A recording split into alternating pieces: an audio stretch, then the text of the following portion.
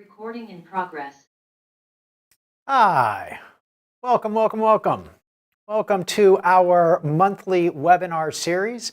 My name is Joe Jotkowitz. I am with the Executive Advisory, and every month we do a free monthly webinar taking a look at a different organizational dynamic, aspect, issue, challenge, a new phenomenon going on in the workplace people space. As I'd mentioned, my name is Joe Jotkowitz. I am with the Executive Advisory, and today we're going to take a look at the idea of metabolizing change. Change is not necessarily a new concept by any means. It's something that we continue to see and hear all around us. But what do we mean when we talk about metabolizing change? There's a lot around change in terms of change management or change process. But when we talk about metabolizing change, it's really about getting people ingratiated and on board with change that goes on in our world. As a matter of fact, my very first exposure to this was working with a consulting team early on in my career. I ended up working with an organization that unfortunately was finding a lot of their change initiatives were failing, roughly as many as 80–90% of them. And so they wanted to do an analysis in order to better understand why that was occurring. And what they were able to uncover were two key drivers that were significantly influential as to whether or not change would not only take effect, but whether or not it would be effective in the organization.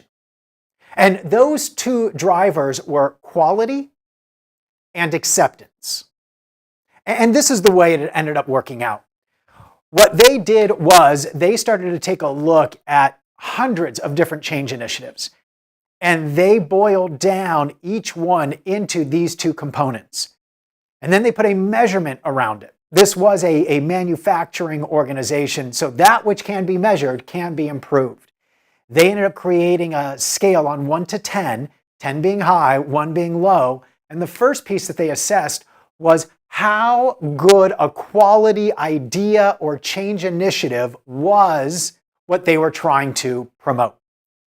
Now, this was a pretty smart organization with really intelligent individuals. And so their quality of ideas overall was pretty good. On average, on a scale of 1 to 10, they ended up finding out it was about a 7.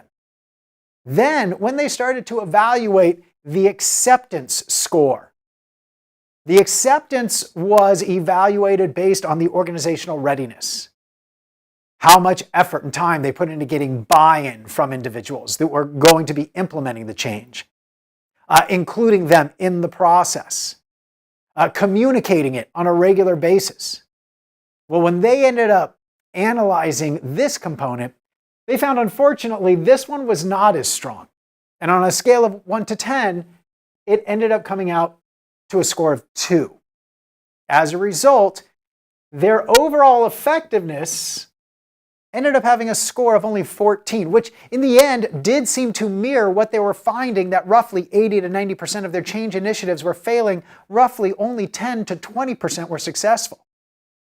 So, since they were able to measure this, they said, let's take a look at improving it. And in the end, they did. They put a lot of time, money, effort around making sure that the quality of the idea was as good as it possibly could be, but unfortunately, it didn't necessarily have the impact that they were after. They did it one more time, taking a look at both drivers, and once again, put that effort, money, and time into making sure they were in fact coming up with the best possible ideas, until they came to realize it wasn't that we come up with bad ideas, bad suggestions, or less than effective initiatives, but rather we don't take the time and consideration on this side of the equation. We don't prepare people. We don't communicate as much as we should. We don't ask or get their input. We don't take a look at doing any sort of needs assessment with individuals that are going to be implementing this change, nor do we address some of the roadblocks that they encounter once the change starts to take effect. So they decided to change their efforts, their time, their investment, and focus on the other side of the equation. And they were able to get it up just a few points, but By doing so, it made a significant difference. And they started to see that change initiatives were taking more effect. They were more successful over time. They started to even put a little bit more time and effort into it and get that score up so that in the end, they were able to produce more effective changes throughout the organization. As we take a look at metabolizing change, the piece that generally we find with clients is really on this side of the equation, not necessarily this side of the equation. And so in the end, what this organization was able to uncover was this formula E equals Q times A, or the effectiveness of change requires both quality and acceptance. And by putting that extra time and effort, money, focus into that acceptance piece, they were able to metabolize change much more effectively. Now, there's a lot of, as I said before, change models, change process approaches that you can take. As a matter of fact, individuals might be somewhat familiar with a number of these out there. These are just some of the more common or more popular ones that we tend to see. The Kubler-Ross or J-curve model is very popular, very common when taking a look at change. It starts to take a look at the different stages in which we experience, beginning with first shock, moving into denial, all the way eventually to integration. Another one in the center of the screen, the change cycle, tends to take a look at not only the stages, but also the emotional dynamic that occurs in each stage, and even offers some ideas on how we can address walking through each stage. But the piece that a lot of these models don't necessarily address is that communication component. As a manager, as a leader, this is the piece that we want to make sure we are addressing so that change is effective.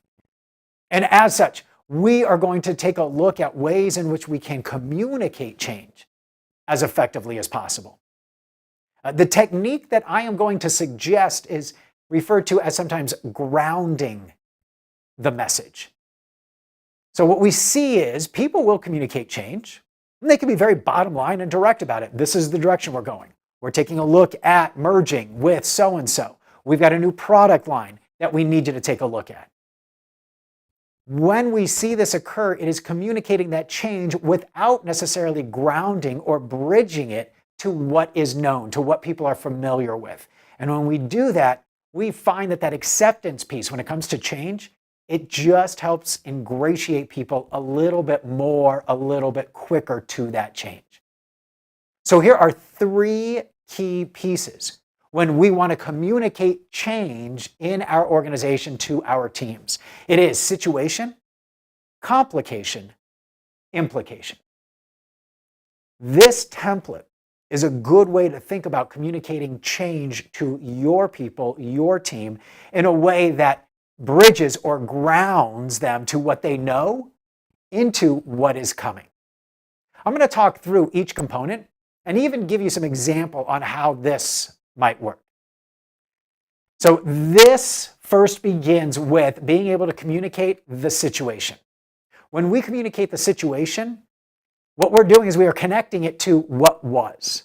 We are acknowledging what currently exists. As a matter of fact, when we first communicate this change, it's really not introducing any new information, but rather acknowledging perhaps the status quo. So having a good grasp around what is the current state of affairs? What's currently going on in the organization, on our team, or in the industry? What is the current status quo that generally you'll get acknowledgement and agreement around? Maybe it is, as everybody is aware, we are seeing AI in our daily routines more and more. Or, as people might be aware, we are taking a look at launching 4 new products this year. Or, as a couple of people might have heard, we are taking a look at potentially growing, expanding our team in order to accommodate the increased need that we have seen out in the marketplace. These would be things that generally people are already somewhat familiar with or are already taking place and going on. Then the next step, the next piece in the communication is called the complication. This is the reason we're here. This is what this message, this change is going to try and address. Here, what we're going to take a look at is what's the adversity that we are currently facing? What's the complication, the problem, or the issue that we are trying to solve for here? If, for example, the situation is that we are going to grow market share, maybe the adversity is, how are we going to do that? In what places? Or we have got limited resources, perhaps, in order to do that. If the current state of affairs is that we are seeing AI being used more and more in our industry, then maybe the adversity is, how do we start to incorporate it in order to keep up and not fall behind the 8 ball? So when you communicate the complication, this is the reason why we are addressing change in this moment. And then the very last piece in this messaging is the implication. What's the implication? The implication is, so what? What does this mean for me? What is it that I am supposed to do with this? And here, some of the questions that we might start to answer are, how is it that we are going to take a look at addressing this? What are some of the solutions or the ideas that we are going to start to implement, promote, discuss in order to try and solve for this? So these 3 components end up communicating change in a way that bridges or connects to what was into what is going to be. As a matter of fact, here are a few examples putting this whole framework together. Let's say, hypothetically, that the organization is thinking about a merger of some sort. You could communicate that as just a bottom line change. Moving forward, this year, we are taking a look at acquiring XYZ company, or we are going to take a look at merging with such and such studio. Or you could use this framework, this template, in order to communicate that same message, and it might sound like this. We are seeing more and more consolidation in our industry. Larger organizations purchasing smaller and mid-size as they team up in order to provide clients more options. That's just a recollection of the current state of affairs. That wouldn't generally be any new information. This is just observation of what's going on in the industry. Then you might share the complication. As a result of this could leave us vulnerable for a possible takeover. Or perhaps we find ourselves being left behind as others are growing in size and capacity, and unfortunately we don't. So this is the adversity, this is the challenge we face, this is the reason why we are taking a look at this change that I'm going to start to talk about, which is now the implication. As a result, the ELT, the executive leadership team, has been considering a strategic merger, and I'm guessing you actually might have even seen or heard some of this, or you will in the coming months. Here's what we know. We're in a strong cash position, and there are several organizations that really complement our current business model and strategic direction. But we don't know exactly who will be a good fit for us, nor do we know how this merger will take place, the timeline, or even the impact it will have. However, I will let you know more as I hear more. I wanted to ensure that everybody here had the latest information. Or once again, you could just say, we're probably going to have a merger this year. But by sharing all of these elements, you end up creating a message that now bridges or connects to what was and starts to take a look at what is coming down the pipeline. Here's one more example. Let's say potentially we want to go into a new market demographic, and the change that we are going to make is to try and come up with ideas or products in order to address this market. So if I communicate that in a very bottom line manner, I could say we are going to invest X number of dollars into a new market demographic. Or I could also couch my message in this way. One of the things that we have been talking about, one of the things that we have been seeing in our industry is how senior citizens, seniors, and those in retirement age are really our largest growing demographic right now. As a matter of fact, we currently don't have a market campaign in order to address this growing demographic and potentially risk losing or capitalizing on some of this market share. So one of the things that we are going to start doing is we will begin to invest at least 25% of our marketing budget towards this senior group. We're going to look to better understand not only how this demographic is looking at purchasing choices, services that we provide, but we're also going to focus on that for the short and the long term so that we can get in front of this opportunity ahead of our competitors. As I hear more, I will make sure that I share that. Or, like I said, you can be very bottom line and just say, we are taking a look at venturing into a new market demographic. But by bridging to what was, then speaking about what is, we tend to ingratiate, we get more buy-in from people, which really helps to metabolize the change. So, that's the tool, that's the template, being able to communicate these three components: situation, complication, and implication. I'll pause for a bit and I'll ask questions that you might have as it relates to either this template, this tool, or perhaps even metabolizing change in general. Oh, okay, I'm getting a few questions coming in. What happens if you don't necessarily understand the complication from your senior leadership? What if they're not giving you all the details? Okay. Well, sometimes I will admit we don't always get everything that we are looking for from above. That might be for several reasons. Maybe there's certain items that are confidential. Maybe certain items just can't be disclosed at that time. Candidly, maybe sometimes senior leadership doesn't always think about communicating downward and outward what's going on. So as a result, especially if I'm in mid-level management, mid-leadership role, perhaps one of the things I've got to do is manage up a little bit more. And in this situation, maybe I've got to go out and seek some of that information. Understanding the general state of affairs in my industry, I could probably get that by going online, doing a little research myself. When I start to take a look at the complication and maybe what adversity, what challenges we are facing as to why we are going to promote this change, maybe I have to ask my own manager. Maybe I've got to ask some tough questions. I understand that we've got some things coming down the pipeline. I'd like to hear a little bit more as to why or how those came about. And I understand there might be certain things that you can't share with me, but at the same time, I also want to make sure that I communicate that to my folks so that they're in the know.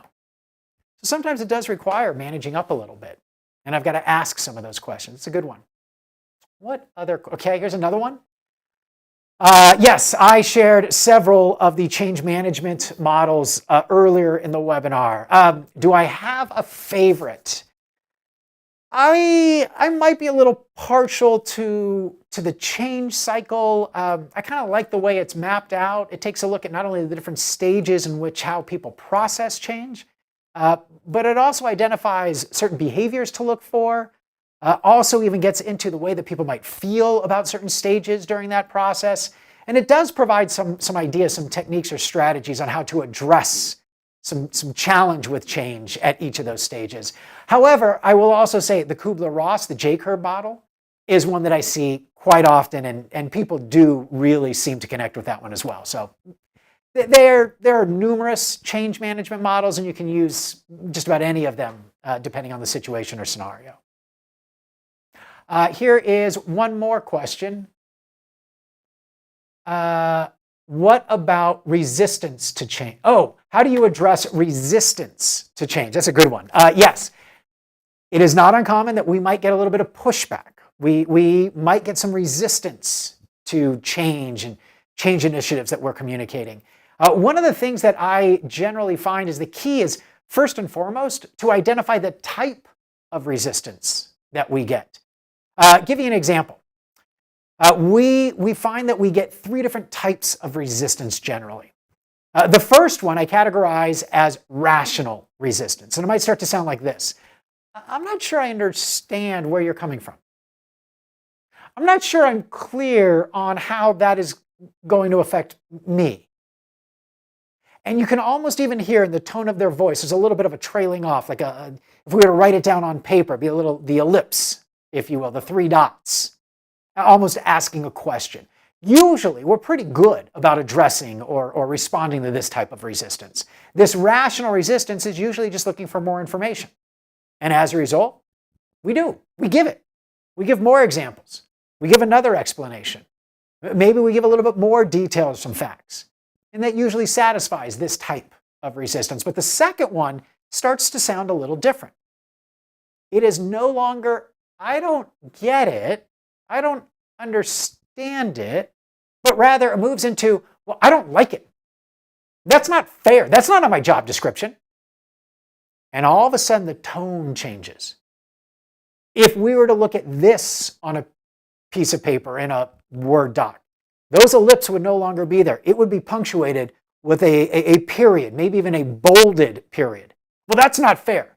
My job description doesn't say that I need to handle this. This is now no longer rational resistance. This is now moving into emotional resistance. And as a result, the recommendation is to first acknowledge some of that emotion.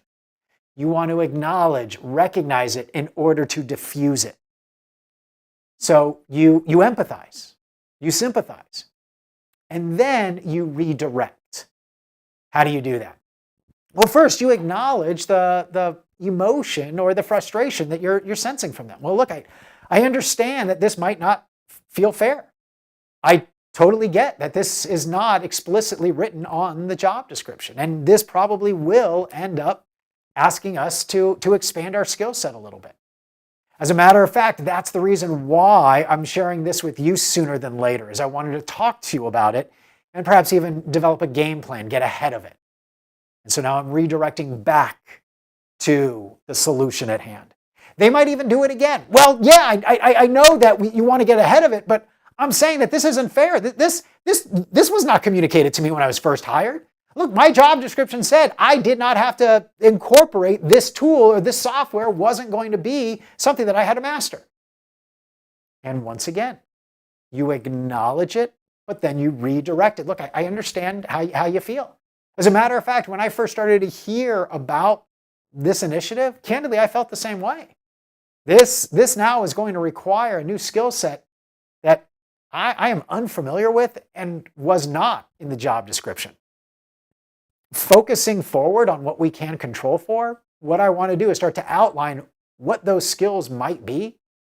And perhaps we can even get some training, get out ahead of it now before it really does become an issue. So you sympathize, you empathize, then you redirect.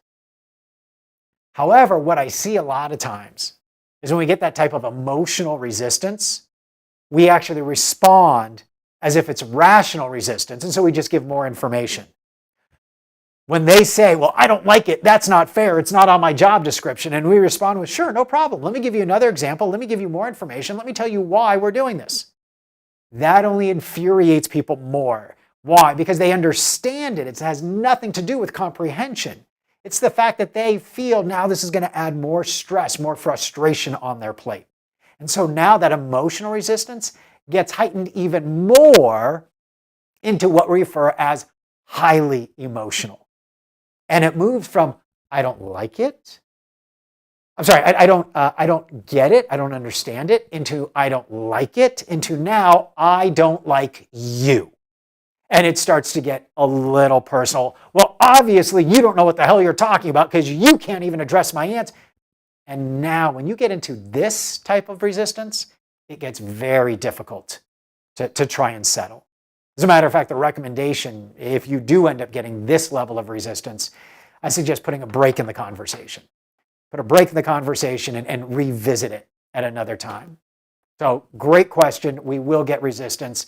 And like I said, one of the things to do is to consider first what type of resistance you are getting before you go ahead and address it. One more question. How do you help someone that is an S style in DISC in order to metabolize change? All right, so we've got a couple of components here being tossed out. For those that might not be familiar, DISC is a psychometric tool. Takes a look at understanding different people's style, different approaches, different communication.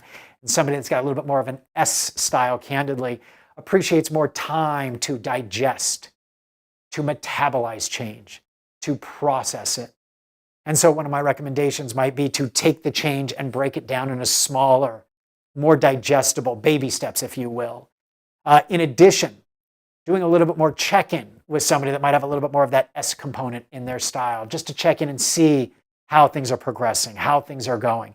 Make space, make room for them to ask questions and manage any sort of frustration that you might have, because it's possible you might get the same question a couple of times as they take the time to process that change.